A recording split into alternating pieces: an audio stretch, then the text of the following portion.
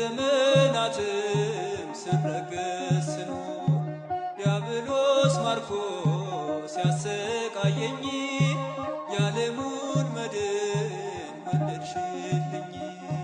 ከአባቶች ርስት ከአገር ወጥቼ በአሕዛብ አገር ስኖር ተሸጬ ደርሰሽ አጽናንተሽ አከበርሽኝ ብቸኝነቴን አስረሳሽኝ።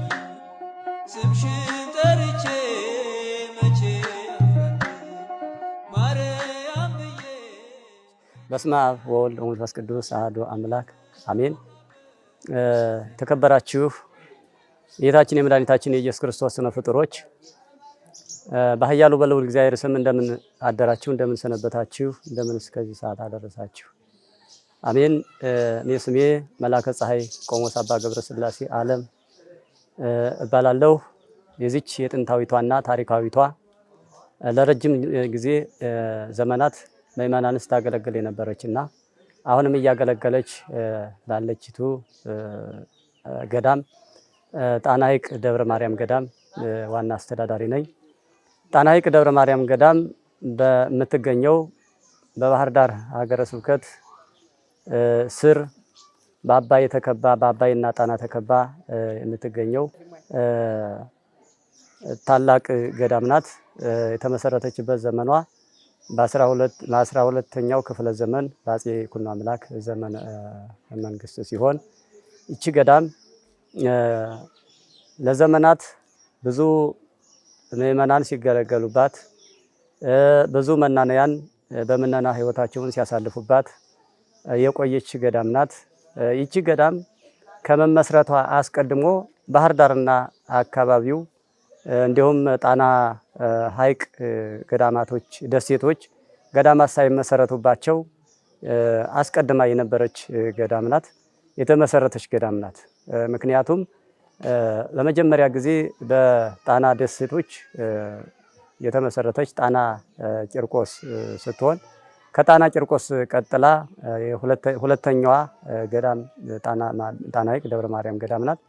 ይቺ ገዳም የመሰረቷት አባት ጻድቁ አቡነ ታዲዮስ ይባላሉ።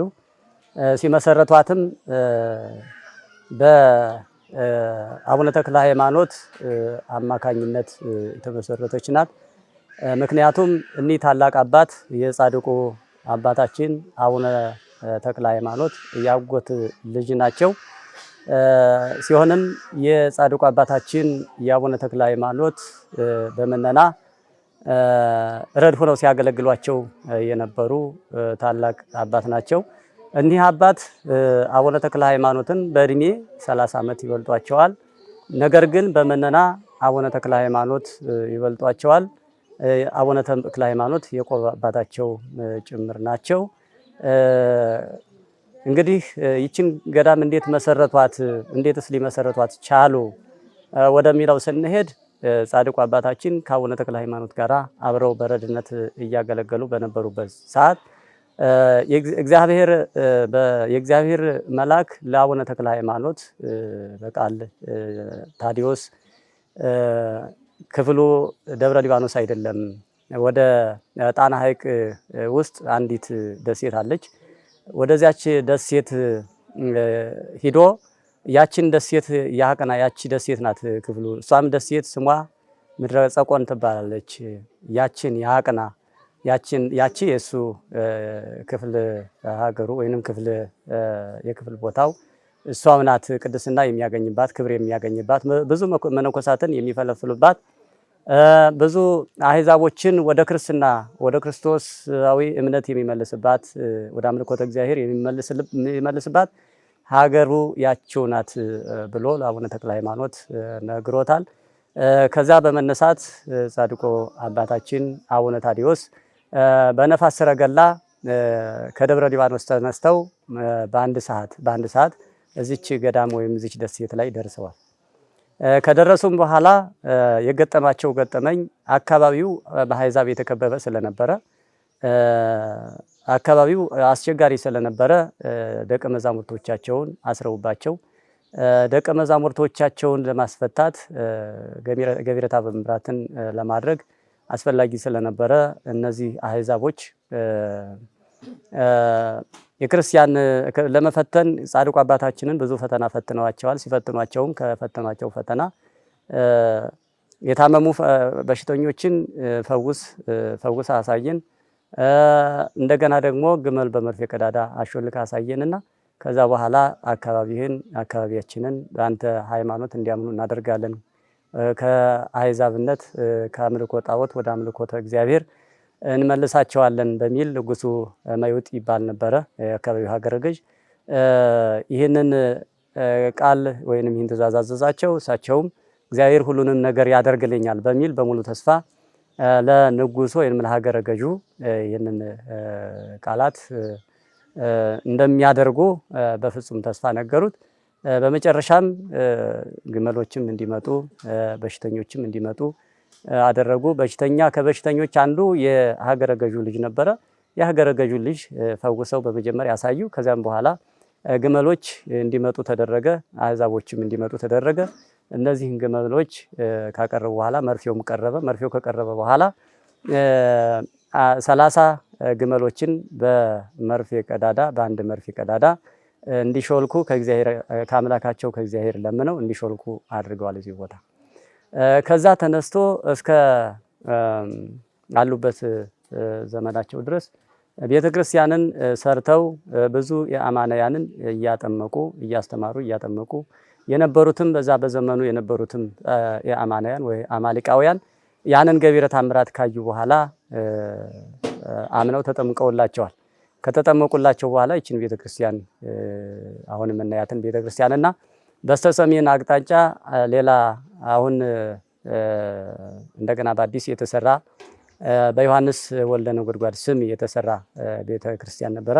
ያንን ቤተክርስቲያንና ቤተመቅደስና ይችኛዋን ቤተመቅደስ ሁለቱንም ሰርተው በዮሐንስ ወልደ ነጎድጓድ ስም የተሰራውን በሴቶች ገዳም ሰይመው ይችን አሁን የተቀመጥንባትን ያለንባትን ገዳም ደግሞ ቤተክርስቲያን በወንዶች ገዳም ሰይመው እዚች ቤተክርስቲያን ወንዶች እዚያች ቤተክርስቲያን ደግሞ እናቶች ሴቶች በመነና ህይወታቸውን ሲያሳልፉበት የቆዩ ብዙ ዘመናትን ያሳለፉባት ቦታ ናት። ይቺ ቦታ እያለች ብዙ ዘመናትን አሳልፋለች። ስታሳልፈችውም ዘመን በጠላት ጊዜ ቤተክርስቲያናት በየብስ ያሉ አብያተ ክርስቲያናት ጠላት ሲያቃጥላቸው፣ ሲመዘብራቸው፣ ሲዘርፋቸው በጠላት ጊዜ ንዋየ ቅድሳት ከሚዘረፉ ከመዘረፋቸው አስቀድሞ ምእመናን አባቶች ካህናት አባቶች አበው መነኮሳት ከሞት የታደጉባት ገዳም ናት። ንዋየ ቅድሳትንም አምጥተው እዚህ ደብቀው ብዙ ንዋየ ቅድሳትን እዚህ ገዳም አምጥተው ደብቀው ክፉ ዘመን አልፎ በጎ ዘመን ሲመጣ መልሳ አደራዋን ያስረከበች ባለውለታ ገዳም ናት። ብዙ ገቢረ ተአምራትን የተደረገባት ብዙ ጉባኤ የተፈጸመባት ታላቅ ገዳም ናት ይቺ ገዳምና ይቺ ገዳም በእኛ ዘመን የምትተዳደረው በእነሱ በአባቶቻችን ዘመን የምትተዳደረው ብዙ ርስት ነበራት። በርስቷ ነበር የምትተዳደረው። በብዙ ሀገራትም ግብር ይገበርላት ነበረ። እስከ ደብረ ታቦር ድረስ ግብር ይገበርላት ነበረ። በዚህ ግብር ትተዳደር ነበረ። ከዛ አልፎ ግን መነኮሳት መናንያን ከርስቷ ከጉልቷ እያረሱ እየቆፈሩ ራሳቸውን ያስተዳድሩ ነበረ። ነገር ግን በእኛ ዘመን ርስቷም ጉልቷም ያው ኑሮ እየሰፋ ባህር ዳር ከተማ ሆና እየተመሰረተች ስትመጣ በቱሪስት ብቻ መተዳደር ጀመረች። ብዙ ምእመናን ከውጭ ሀገርም ከሀገር ውስጥም ገዳሟን ታሪኳን በማወቅና በመረዳት ብዙ ቅርሷቻንም ለመጎብኘት በረከትም ለማግኘት ቃል ኪዳኗንም ለመቀበል እዚህ ይተሙ ነበር፣ እዚህ ገዳም ይተሙ ነበር። ነገር ግን አሁን በዚህ በወቅቱ በወለደው አስቸጋሪ በሆነው በዚህ በእኛ ክፉ ዘመን አማካኝነት ጎብኞች ይመጡ የነበሩ ከውጭም ከውስጥም ከሀገር ውስጥም ይመጡ የነበሩ ጎብኞች በወቅታዊ በችግሩ አማካኝነት ይችን ገዳም መጎብኘት አቆመዋል። በተለይ ከ2012 የኮሮና ቫይረስ ከተከሰተበት ቀንና ዓመተ ምህረት ጀምሮ አሁን ይህችን በሀገራችን ባለው እዚህ የጦርነት ቀጠና አማካኝነት የውጭ ቱሪስቶች ወይንም የሀገር ውስጥ ቱሪስቶች በዚህ መጥተው ጎብኝተው ታሪካቸውን አውቀው በረከትም አግኝተው ለመሄድ እየተቸገሩ ይገኛሉ። በዚህም አማካኝነት ጎብኚዎች ስለቀሩ ገዳሟ በኢኮኖሚ እየተጎድታ ትገኛለች። ስለዚህ ገዳሟ በኢኮኖሚ ስለተጎዳች እዚህ ያሉ ሙሉ አገልጋዮች የሚመገቡት ከዚች ከገዳም ከቱሪስት ከሚገኘው ከዚህ ከቱሪስት ፍሰት ከሚገኘው ገንዘብ ነበርና ቱሪስቶች ሲቆሙ ገንዘቡም ቆመ። ገንዘብ ከቆመ ደግሞ አለቀ ማለት ነው። ስለዚህ የነበረው ገንዘብ ሲያልቅ የሚመጣው ቱሪስት ሲቆም የሚጨመርም ገንዘብ ስለሌለ ልማትም የሚለማ እምብዛም ስለሌለ ይቺ ገዳም አሁን ችግር ላይ ትገኛለች። ይቺን ገዳም ከተቸገረች ደግሞ አገልጋዮቿ ሰራተኞቿ ተራቡ ማለት ነው። ሰራተኞቿ ሲራቡ ደግሞ ይቺን ገዳም ትተው ሌላ አማራጭ ፍለጋ ይሄዳሉ ማለት ነው። ሌላ አማራጭ ፍለጋ ይሄዳሉ። ድሮ አባቶቻችን እየተራቡም እየተጠሙም ቢሆን ገዳማቸውን በመከራም እንኳን ቢሆን ገዳማቸውን ይጠብቁ ነበር። አሁን የደረስንበት ደግሞ ይሄ ዘመናዊነትም ጭምር ስላለ እየተራበ እየተጠማ ማንም ተቋቁሞ ይህን ገዳም ሊጠብቅና የገዳሟን በሯን ሊከፍታትና አገልግሎት ሊሰጥ የሚችል አንድም ኃይል ሊኖር አይችልም። ምክንያቱም ክፉ ለምዷልና። ስለዚህ ይችን ገዳም መልሶ ለማቋቋም ግዴታ ያስፈልጋል ማለት ነው። አሁን በችግር ላይ ናት ያለች። አሁን እኛ የድረሱልን ጥሪ እያስተላለፍን ነው። ለምን እናስተላልፋለን ሲባል ይቺ ገዳም እንዳትዘጋ። ይቺ ገዳም ተዘጋች ማለት ደግሞ ይህ አጠቃላይ የሁላችንም ታሪክ ነው። ይቺ ገዳም ለዓለም የምትጸልይ ለዓለም የምትማጸን ገዳም ናት። ይቺ ገዳም ለዓለም አብያተ ክርስቲያናት የቅርስ ባለቤት ናት፣ ታሪክ ናት። ይቺ ገዳም እንድትጎዳ እኛ ስለማንፈልግ እኛ ልጆቿ አሁን እያለን እኛ እንዳትዘጋብን በእኛ ዘመን እንዳትዘጋ ለምእመናን ወገኖቻችን ጥሪያችንን እናስተላልፋለን። ስለዚህ ይችን ገዳም እንርዳት፣ እናግዛት። ይችን ገዳም በያለን በተሰጠን ጸጋ እናገልግላት። ምክንያቱም የጎደለባትን ሁሉ እንሙላላት። ይህም ብቻ አይደለም። አሁን የተሰራች ያቺ የነበረች የእናቶች ገዳም አሁን የተሰራች በሐዋርያው ቅዱስ ዮሐንስ ስም የተሰራች አንዲት ቤተክርስቲያን አለች። ጠፍቶ የነበረውን እየመለስነ እያቋቋምን ያለነ የዚህ ገዳም ሰበካ ጉባኤና የዚህ ገዳም ምእመን በመጨነቅ በእኛ ዘመን እስኪ እንሞክረውና ምናልባት ደግሞ መናንያን ይፈለፈሉበት እንደሆነ በሚል በዚህ ሐሳቤ በዚህ ክፉ ዘመንም የመሸሸጊያ ሊሆን ይችላል በሚል መልሰን የነበረውን ገዳም አቋቁመን ተመስርቶ ታቦተ ሕጉ ወደ ነበረበት ወደ መንበረ ክብሩ ተመልሷል። ያቺ ገዳምም አሁን ዝም ብላ ተሰራች። በሌለ ቤታችን በሌለ ኢኮኖሚያችን ሰራናት። ስንሰራት ግን መቃረቢያዋ ብቻ ነው የተሰራች። መቃረቢያዋ ብቻ ተሰራች። ንዋየ ቅድሳት የላትም። እንደገና ልዩ ልማት መለማት ይችላል። እዚያ ላይ ይቻላል። ልማት የሚለማበት ገንዘብ ስለሌለ ማልማት አልተቻለም። መናንያንን በቦታው ማስፈር አልተቻለም። እንደገና ደግሞ ያችን ገዳም እንደገና ማቋቋም ያስፈልጋል። እንደገና በተለየ ሁኔታ ማቋቋም ያስፈልጋል። ገዳሙንም ለማቋቋም አስቀድሞ የሚያስፈልግ ነገር አለ።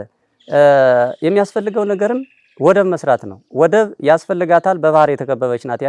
ያችም በስተሰሜን አቅጣጫ ባለችቱ ደሴት ከዚህ ጋር የተያያዘ ቢሆንም በስተሰሜን አቅጣጫ ያለች ደሴት ናት።